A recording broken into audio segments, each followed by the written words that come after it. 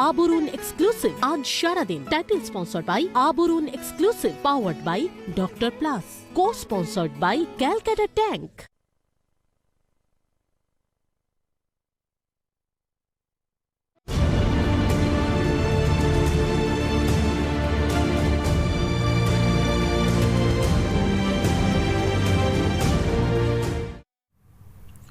ফিরে এলাম বিরতির পর। আপনারা দেখছেন আবরণ এক্সক্লুসিভ আজ সারাদিন।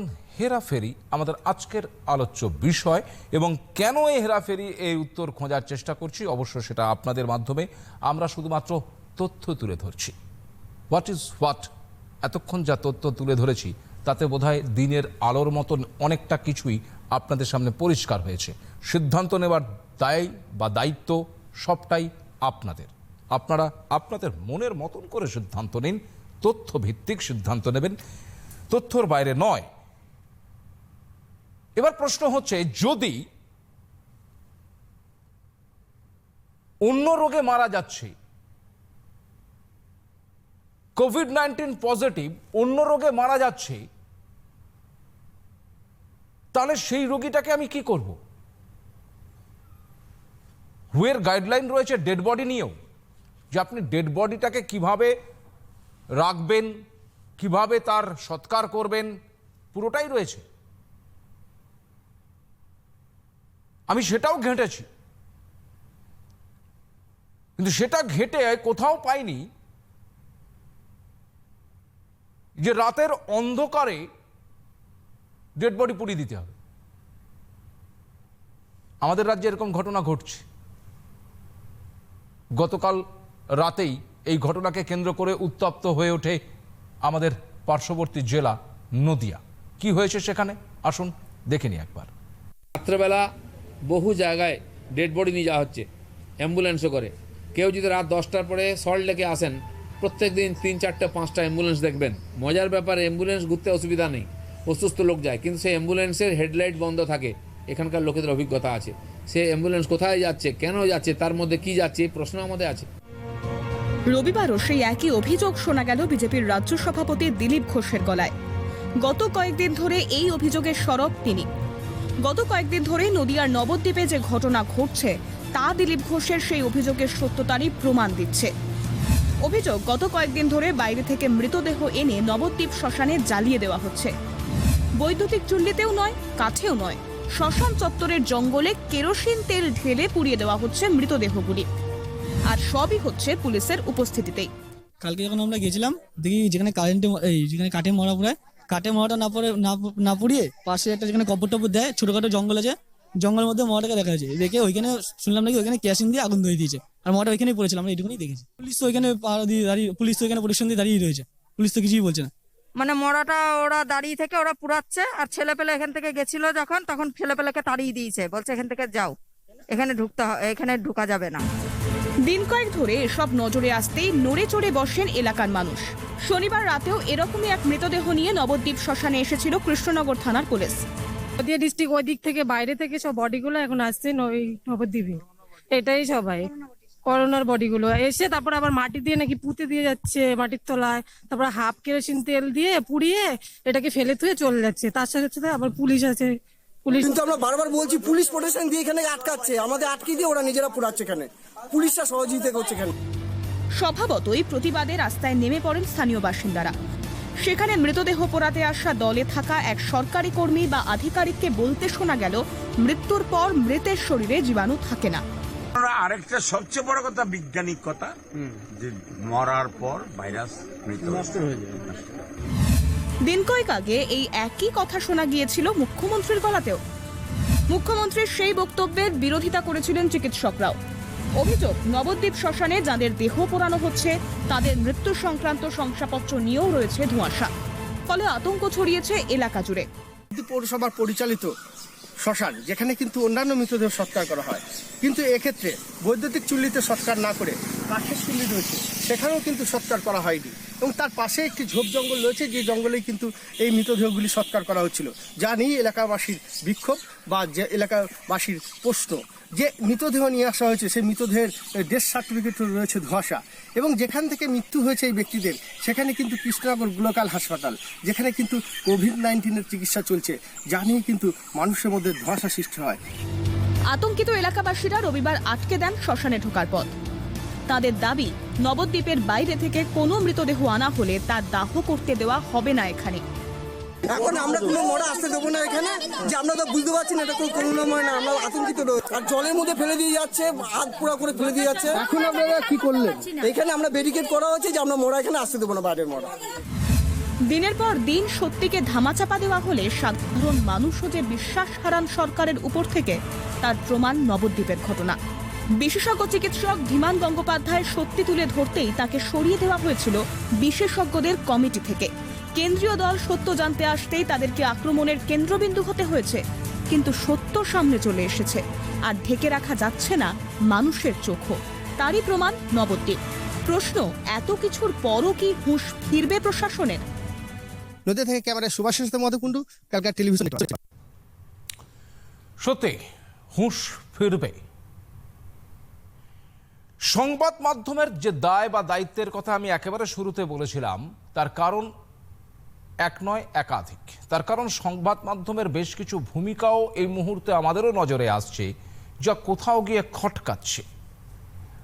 আর্টিসেল কিংবা চাটু মিডিয়ার ভিড়ে শুধুমাত্র তৈলমর্দনই আমরা লক্ষ্য করছি, যা আসল তথ্যকে মানুষের সামনে তুলতে দিচ্ছে না। সিটিভি নেগেটিভ প্লাস কিংবা আজ সারাদিন অনুষ্ঠান সবসময় সত্যটাকেই আপনাদের সামনে তুলে ধরেছে। আমাদের এই নিয়ে কোনো নির্দিষ্ট বক্তব্য নেই, আমরা তথ্যটা আপনাদের সামনে তুলে ধরেছি, সিদ্ধান্ত আপনারা নেবেন। নমস্কার, কে রয়েছেন টেলিফোনে? আমি শেখ মঈনুদ্দিন, হুগলি ডিস্ট্রিক্ট চণ্ডীতলা থানা ভগবতপুর থেকে বলছি। বলুন মঈনুদ্দিন ভাই। আমার বলা হচ্ছে, এই যে এরা একটা যুক্তি খাড়া করেছে এতে, যে অন্য রোগ আছে। এখন তো অর্ধেক লোকের শরীরে কিছু না কিছু রোগ আছে। অর্ধেক লোকের শরীরে কিছু না কিছু রোগ আছে। আমার মিসেসের সঙ্গে এখনই কথা ও বলছে সব বয়স শরীরে আছে, আমরা ছেলেগুলো তো নাই। বলছে ওদের মধ্যেও কিছু না কিছু রোগ আছে। কার মধ্যে কে আছে কেউ তো বলে না। তো তাহলে কি হবে? তো তাহলে সবই বিনা করুণা হয়ে যাবে। তো প্রতিটা লোকের মধ্যেই তো রোগ আছে, তাহলে তো বিনা করুণা হয়ে যাবে সবই। কেউ করুণায় মরেনি গো। আর রোগ তো মানুষের শরীরে থাকবেই। করুণা হয়েছে, করুণা হয়েছে, তাতে আবার ফের অন্য কোনো যুক্তি আসবে, যেটা নয় ওটা, ওটা নয় ওটা। একদম বেশ। শেখ মঈনুদ্দিন ভাই তিনিও বুঝতে পারছেন যে মানুষের শরীরে রোগ থাকাটা খুব স্বাভাবিক। কোমরবিডিটি যেটাকে বলা হচ্ছে, অর্থাৎ পূর্বের কিছু রোগ থাকলে তার ওপর করোনা ভাইরাস যদি এফেক্ট করে, তাহলে তার অসুস্থ বেশি হয়ে যাবার সম্ভাবনা বেশি, এমনকি মৃত্যুর কোলে ঢলে পড়ার সম্ভাবনাটাও বেড়ে যায়। মৃত্যু হওয়ার পর তার শরীর থেকে তো করোনাটা বের করা গেল না, মানে কোভিড-19টা বের করা গেল না, যে বাকি রোগগুলোকে দাঁড় করিয়ে দিয়ে আমি ডেথ সার্টিফিকেট দিয়ে দেব। ডেথ সার্টিফিকেট হুয়ের গাইডলাইন অনুযায়ী সেক্ষেত্রে করোনা পজিটিভ অর্থাৎ করোনার কোভিড-19 লিখতে হবে। নমস্কার, কে রয়েছেন টেলিফোনে? হ্যালো। হ্যাঁ, কে বলছেন? বললাম তো সুবেদ। সুবেদ? হ্যালো। কোথা থেকে বলছেন? উত্তরপাড়া থেকে। বলুন। Hello hello. শুনতে পাচ্ছি, বলুন। শুনতে পাচ্ছেন? পাচ্ছি। হ্যালো দাদা, আমি আপনাকে শুনতে পাচ্ছি, আপনার বক্তব্য বলুন। হ্যাঁ, আমার বক্তব্য হচ্ছে যে এই যে মৃত্যু নিয়ে যে হচ্ছে কোভিড-19 কেন্দ্র আর বিরোধী দল নিয়ে যে চর্চাটা হচ্ছে, আমার কথা হচ্ছে যে কোভিড-19 মারা গেছে সরকার বলছে 18 জন, আর এপাশে বিরোধী দলে বলছে যে কোভিড-19 প্রমাণ আছে যে 39 জন। হ্যাঁ, আমার কথা হচ্ছে যে মনে করুন না, আমি আপনাকে একটু ইন্টারাপ্ট করছি স্যার, আমি আপনাকে একটু ইন্টারাপ্ট করছি, আমি আপনাকে একটু থামাচ্ছি, তার কারণ আপনার বক্তব্যে যে তথ্য, সেই তথ্যে সামান্য গড়বড় রয়েছে। গড়বড়টা এখানে যে সরকার বলছে 18 জনের করোনায় মৃত্যু হয়েছে, আর অডিট রিপোর্ট বলছে আরো 39 জনের মৃত্যু হয়েছে যাদের শরীরে করোনা বা কোভিড-19 পজিটিভ পাওয়া গেছে। বিরোধী কেউ বলছে না, রাজ্যের তৈরি করা অডিট কমিটি বলছে। এবং এটাও অবাক করা বিষয়, পৃথিবীর কথা ছেড়ে দিন, ভারতবর্ষে আর কোনো রাজ্যে মৃত্যুর কারণ খোঁজার জন্য অডিট কমিটি তৈরি হয়নি। বলুন।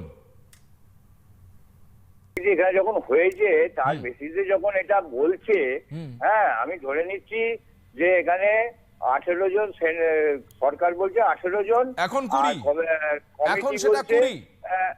এতে আমার কথা হচ্ছে যে কোনো মনে করুন কোভিড যার প্রমাণ আছে এইরকম কোনো পেশেন্টকে যদি আমি গাড়ি অ্যাম্বুলেন্সে করে নিয়ে গিয়ে রাস্তায় অ্যাক্সিডেন্টে সে মারা যায়, তাহলে সে কোভিডে মারা গেল না অ্যাক্সিডেন্টে মারা গেল, সেটা আপনারা কি ধরবেন?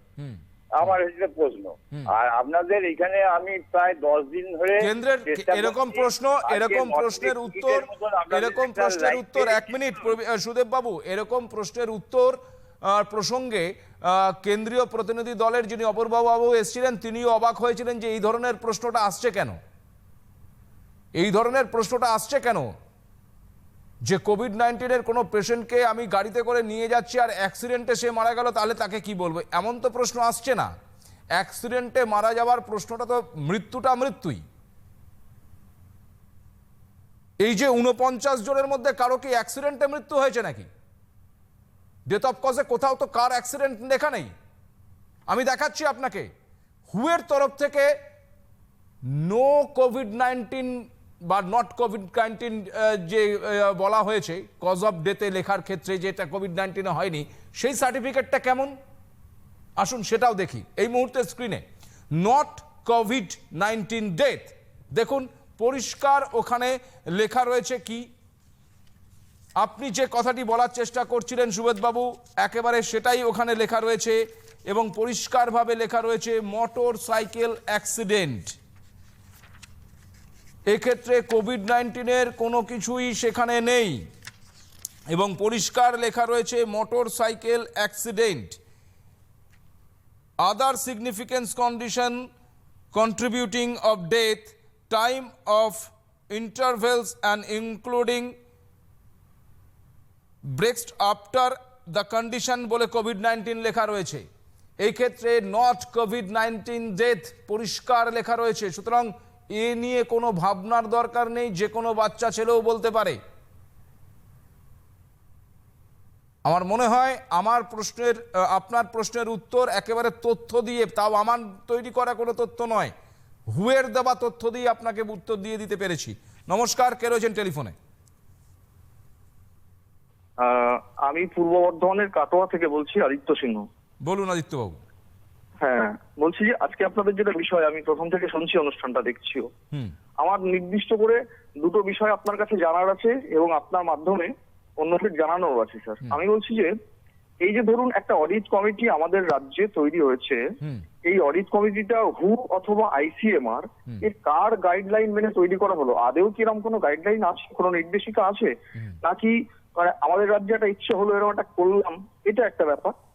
এটার সঙ্গেই যে বিষয়টা আমি বলতে চাই, আমরা একদিকে বলছি এই বিশ্বব্যাপী যে করোনা যুদ্ধ চলছে, এটাতে ডাক্তার, নার্স এনারাই আমাদের হচ্ছে প্রথম সারির সৈনিক, নিশ্চয়ই তারা প্রথম সারিতে কাজ করছেন।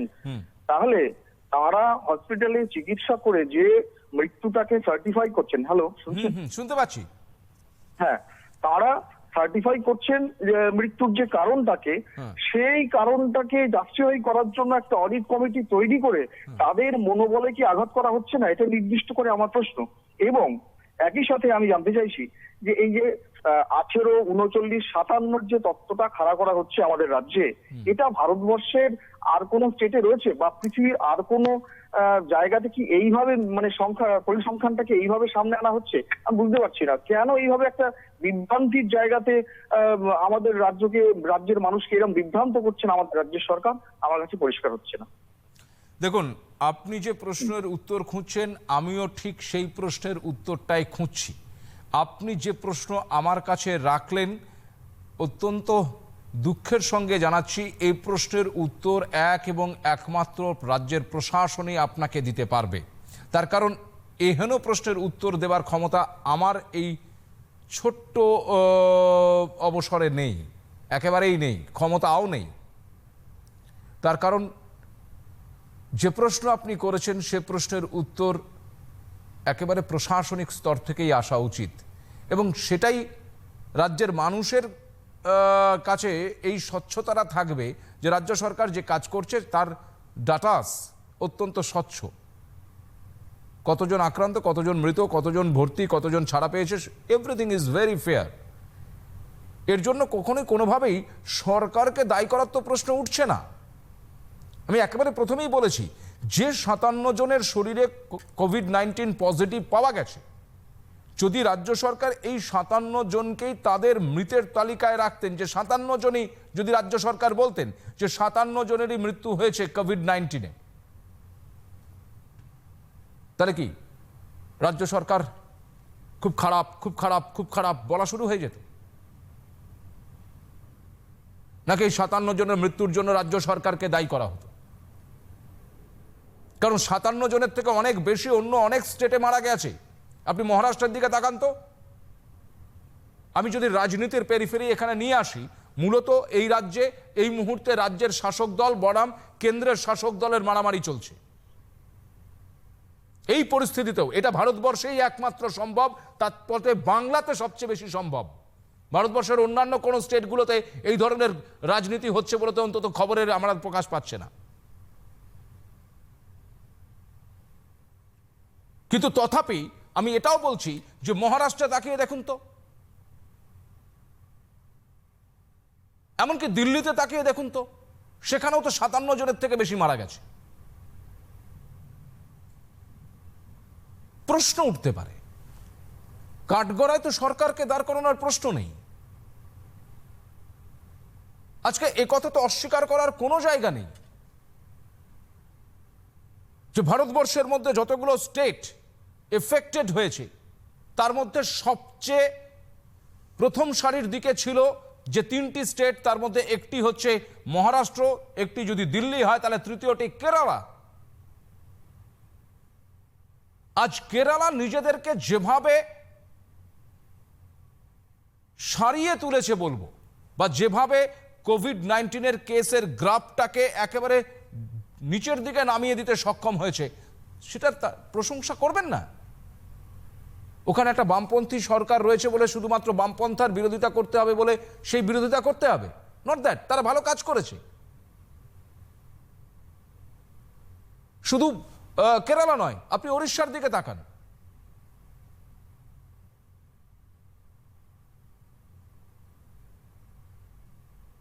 নমস্কার, কে রয়েছেন টেলিফোনে? হ্যালো। হ্যাঁ, হ্যালো। হ্যাঁ, কে বলছেন? আমি দীনেশ কর্মকার বলছি, বাঁকুড়া থেকে। বলুন দীনেশ বাবু। বলছি যে এই যে এই তথ্য লোকানোর বিষয়টা আপনারা আনছেন সামনে, তো এটাতে কি আমাদের লাভ বা কি ক্ষতি হতে পারে?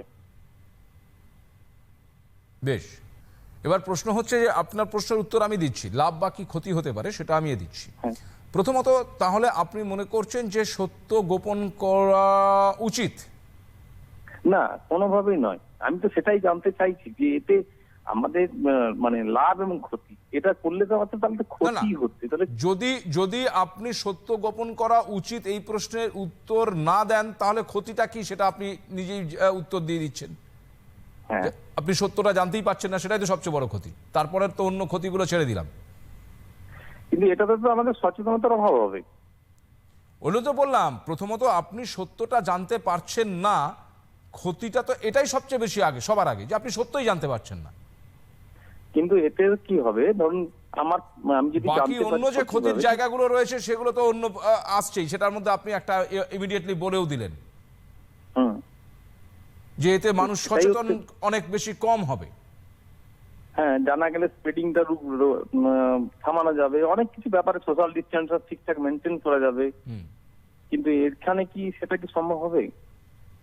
একেবারেই এই প্রশ্ন, যে প্রশ্ন দীনেশবাবু আপনি তুলছেন, অমৌলিক বা অযৌক্তিক একেবারেই নয়।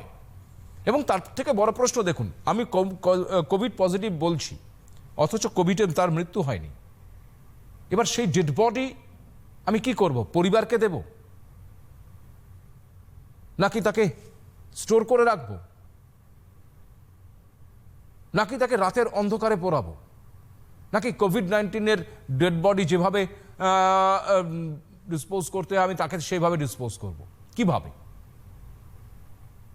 পরিবারকে দিলে স্পেড করার ক্ষতি। একজন বললেন সরকারি আধিকারিক নদিয়ার প্রতিবেদনে যে মৃতদেহের শরীরে মরে গেলে নাকি ভাইরাসও মরে যায়। যাকে একটা টেলিফোন রয়েছে। নমস্কার, কে রয়েছেন টেলিফোনে? হ্যালো। হ্যালো, হ্যাঁ, কে বলছেন? হ্যাঁ, আমি পূর্ব বর্ধমান থেকে পিন্টু মন্ডল বলছি। পিন্টু মন্ডল, বলুন। হ্যাঁ, বলছি আমি আজকে যে জিনিসটা আমি দেখছি, এতে আমার যেটা মনে হয়। হ্যালো, হ্যাঁ শুনতে পাচ্ছি পিন্টু, বলুন। হ্যাঁ, এটা কি ওই যে তথ্যটা যদি দেয় তাহলে কি সরকারকে কি টাকা দিতে হবে কি কোভিড-19 যারা মারা গেছে সেই তাদেরকে? আমার তো বলুন। এই কারণে কি তথ্যটা গোপন করতে চাইছি? পিন্টু মন্ডল। এবং আমার আরেকটা জিনিস মনে হচ্ছে যে এই যে তথ্যটা যে গোপন করছে, কিন্তু আমি আমাদের পূর্ব বর্ধমানে যেই শুনেছে যে একটা কোভিড-19 ধরা পড়েছে, সঙ্গে সঙ্গে কি হচ্ছে সবাই কিন্তু একটা অ্যালার্ট হয়ে গেছে যে না পূর্ব বর্ধমানে একটা ধরা পড়েছে, আমরা সবাই সচেতন, সবাই মোটামুটি ভাবে লকডাউন মানার চেষ্টা করা হচ্ছে। কিন্তু তার আগে কিন্তু সবাই আমাদের বর্ধমানে হয়নি, আমরা মানে যথেচ্ছভাবে আমরা চলছি, ঘুরছি ফিরছি, কিন্তু যেই হয়েছে তখন। আমার মনে হয় এখানে তথ্যটা যদি জানানো হয় তাহলে আমাদের সচেতনতা বা প্রত্যেকে একটা ভয় ভীতি থাকবে এবং সবাই লকডাউন আর পুলিশ দিয়ে পেটানোর দরকার হবে না, প্রত্যেক হয়তো তাদের ঘরে ঢুকে পড়বে। Pintu, thank you very much. যে প্রশ্নগুলো তুমি করলে বা যে বক্তব্য রাখলে তার মধ্যে অনেকগুলো ব্যাপার আছে। আমি পেছন দিক থেকে আসছি।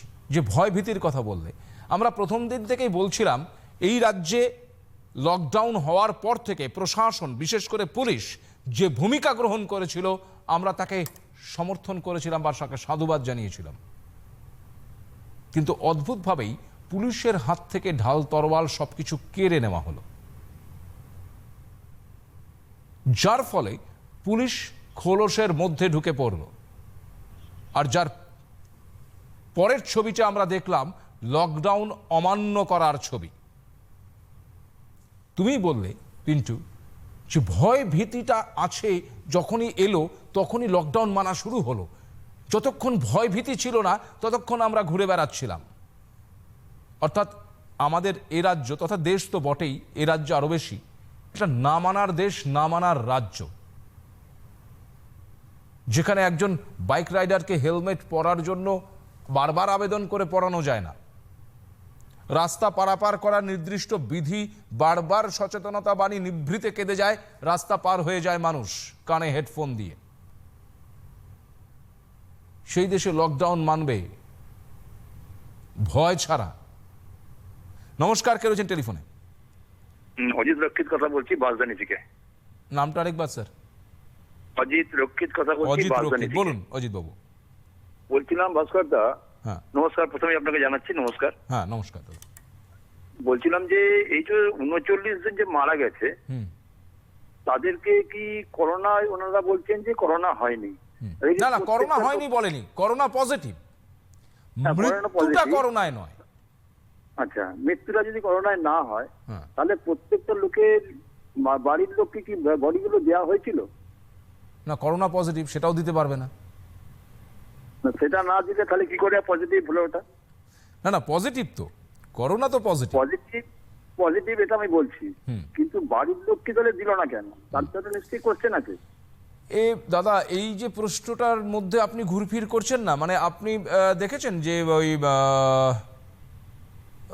সাপলুডু খেলেছেন নিশ্চয়ই, তো ওই দেখবেন যে শেষের যে সাপটা থাকে না 99 নম্বর ঘরে সবচেয়ে বড় সাপ, হ্যাঁ আপনি বহু কষ্টে টং টং টং টং করতে করতে 99 নম্বর সাপটাই গিয়েই খেলো, আপনি সা করে নেমে চলে এলেন। এবার প্রশ্ন হচ্ছে যে ওই এটাও অনেকটা ওইরকম আর কি, আপনি উত্তর খুঁজতে খুঁজতে খুঁজতে খুঁজতে যাবেন, গিয়ে আবার দেখবেন যেখানে ছিলেন সেখানেই চলে এসেছেন, উত্তর আর খুঁজে পাবেন না। তাহলে তো এই প্রত্যেকটা যে আমরা পজিটিভ পাচ্ছি, হ্যাঁ, কোনোটাই তো পজিটিভ না ধরলেও চলে আর ধরলেও চলে, মানে যা খুশি করলেই চলে আর কি, মানে যা কিছু বললেই হলেই হলো আর কি। বেশ, ধন্যবাদ অজিত বাবু। এই জায়গা থেকে আমাদেরকে নিজেদেরকে সচেতন হওয়া ছাড়া আর কোনো রাস্তা নেই। তার কারণ পরিস্থিতি যেদিকে গিয়ে দাঁড়াচ্ছে, অত্যন্ত দুর্ভাগ্যের এটা আমাদের কাছে হয়ে উঠছে। গোটা বিশ্বে, তার বাইরে নয়, গোটা বিশ্বেও এই জিনিস হয়েছে, কিন্তু তথাপি আমাদের রাজ্যের আসপেক্টে যখন আমরা দেখছি, তখন দেখছি যে একটা রাজ্যের আসপেক্টে সেটা অনেক বেশি। কি আমাদের রাজ্যে সাধারণ মানুষ যত না আক্রান্ত হয়েছে, প্রথম স্টেজ বাইরে থেকে যারা এসছে তারা, তারপরে স্টেজ তাদের সঙ্গে যারা থেকেছে তারা।